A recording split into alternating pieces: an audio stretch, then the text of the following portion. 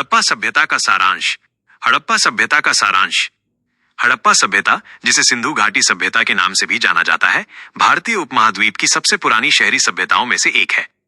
ये लगभग 2500 ईसा पूर्व से 1750 ईसा पूर्व तक फली फूली। ये सभ्यता अपने उन्नत शहरी नियोजन, वास्तुकला और सामाजिक आर्थिक विकास के लिए प्रसिद्ध है। यहाँ इस सभ्यता के कुछ प्रमुख बिंदु दिए गए हैं। प्रमुख स्थल और भौगोलिक विस्तार। हड़प्पा सभ्यता मुख्य रूप से सिंधु नदी के आसपास के क्षेत्रों में स्थित थी, जो वर्तमान में पाकिस्तान और पश्चिमी भारत में है। इसके कुछ सबसे प्रसिद्ध स्थल हड़प्पा, मोहनजोदड़ो, लोथल, कालीबंगा और धोलावीरा हैं। 2. शहरी नियोजन और वास्तुकला। इस सभ्यता के नगरों का निर्माण बहुत ही व्यवस्थित तरीके से किया गया था। Grid pattern. सड़कें एक दूसरे को समकोण पर काटती थीं, जिससे शहर को आयताकार खंडों में बांटा गया था। जल निकासी प्रणाली।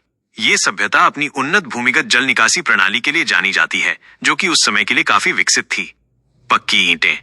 घरों और अन्य इमारतों के निर्माण में पक्की हुई ईंटों का उपयोग किया जाता था। विशाल स्नानागार। मोहनजोदड़ो में मिला विशाल स्नानागार एक महत्वपूर्ण सार्वजनिक स्थान था, जो शायद धार्मिक अनुष्ठानों के लिए उपयोग किया जाता था। 3. सामाजिक और आर्थिक जीवन। कृषि। कृषि इस सभ्यता का मुख्य आधार था। लोग गेहूं, जौ, चावल, मटर और सरसों जैसी फसलें उगाते थे। व्यापार। हड़प्पा सभ्यता के लोग आंतरिक और बाहरी दोनों तरह के व्यापार में संलग्न थे।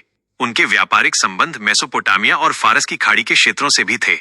शिल्प और कला। इस सभ्यता में मिट्टी के बर्तन, मूर्तियां, मोहरे और आभूषण बनाने का काम भी विकसित था। 4. धार्मिक और सांस्कृतिक विश्वास। इस सभ्यता के धार्मिक विश्वासों के बारे में बहुत कम जानकारी है। मोहरों पर देवी देवताओं की आकृतियां और कुछ प्रतीकों से उनके धार्मिक जीवन का अंदाजा लगाया जाता है। इसमें मातृ देवी की पूजा और पशुपति महादेव जैसे देवता की पूजा के प्रमाण मिले हैं। 5. पतन। लगभग 1750 ईसा पूर्व तक ये सभ्यता धीरे धीरे समाप्त हो गई। इसके पतन के कारण अभी भी बहस का विषय है, लेकिन कुछ संभावित कारणों में जलवायु परिवर्तन, नदियों के मार्ग में बदलाव, विदेशी आक्रमण और प्राकृतिक आपदाएं शामिल हैं। हड़प्पा सभ्यता ने भारतीय इतिहास और संस्कृति पर एक अमिट छाप छोड़ी है।